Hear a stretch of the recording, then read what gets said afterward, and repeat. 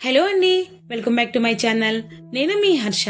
ఈరోజు పిల్లల కోసం ఎస్పెషల్లీ లంచ్ బాక్స్ లోకి చాలా పర్ఫెక్ట్ గా సెట్ అయ్యే కర్రీ రెసిపీ. ఈ కర్రీ వచ్చేసరికి కంపల్సరీగా రైస్ కాంబినేషన్ లోను అదే విధంగా చపాతీకి కూడా చాలా పర్ఫెక్ట్ గా సెట్ అవుతుంది. ఇది వచ్చేసరికి బీన్స్ విత్ క్యారెట్ కర్రీ. ఇందులో కొంచెం కొబ్బరి పొడి యాడ్ చేస్తే దీని టేస్ట్ వేరే లెవెల్ అనుకోండి. ఈవెన్ పిల్లలే కాదండి, మనం కూడా చాలా ఇష్టంగా తినొచ్చు.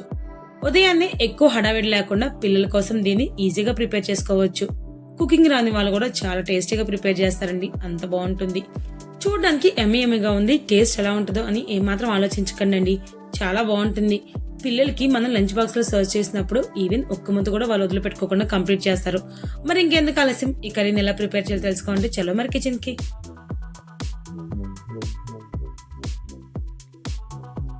ఈ క్యారెట్ బీన్స్ కర్రీకి ప్రిపేర్ చేయడం కోసం నేను 2 క్యారెట్స్ వరకు ఇదిగోండి చిన్న చిన్న పీసెస్ గా కట్ చేసుకున్నాను.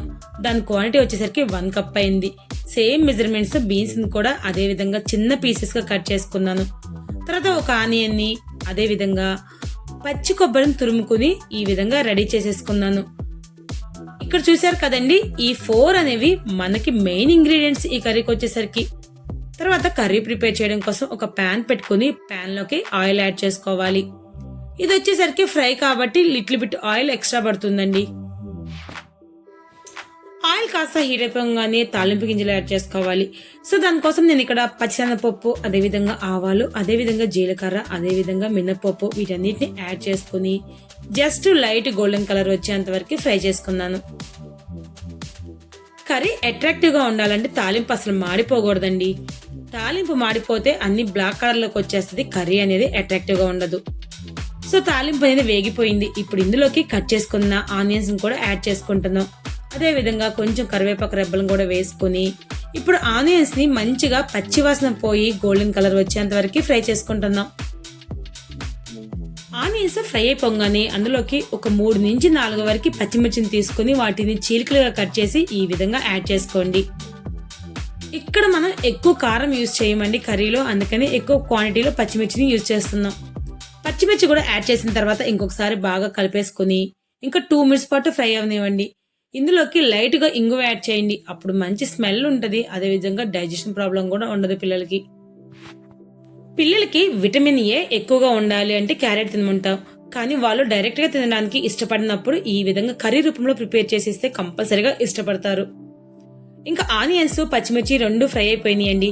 ఇంకా ఇందులోకి మనం ముందుగా కట్ చేసి పెట్టుకున్న క్యారెట్ ని అదేవిధంగా బీన్స్ ని 1 by 1 యాడ్ చేసుకోవచ్చు.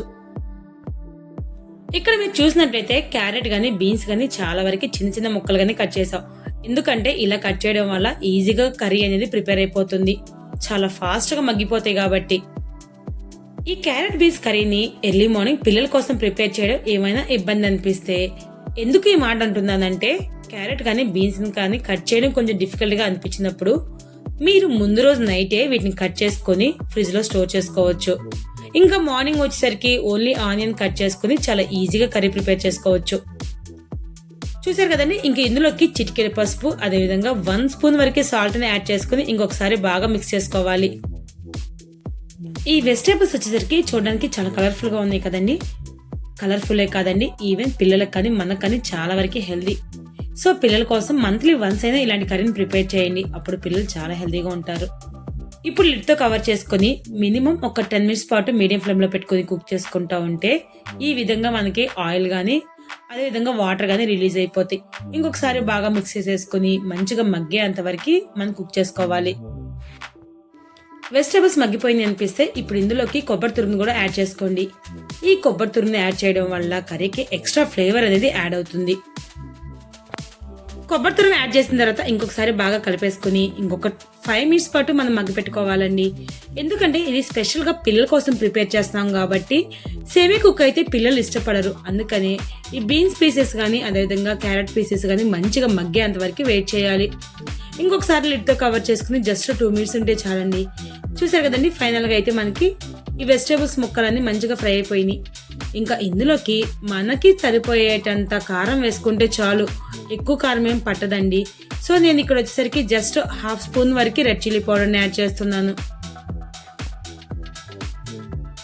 ఇంకా ఫైనల్ గా ఇందులోకి తరిగి పెట్టుకున్న కొత్తిమీరను కూడా యాడ్ చేస్తే చాలు. మనం వెయిట్ చేస్తున్న పిల్లల కోసం ప్రిపేర్ చేసే ఈ క్యారెట్ బీన్స్ కర్రీ అయితే రెడీ అయిపోతుంది. చూసారు కదండి ఎంత సింపుల్గా ప్రిపేర్ చేసుకున్నామో. చాలా ఈజీ అండి. మాటల్లో చెప్పడమే కాదు, ఈవెన్ చేతల వైజ్గా కూడా చాలా సింపుల్గా ప్రిపేర్ చేసుకోవచ్చు.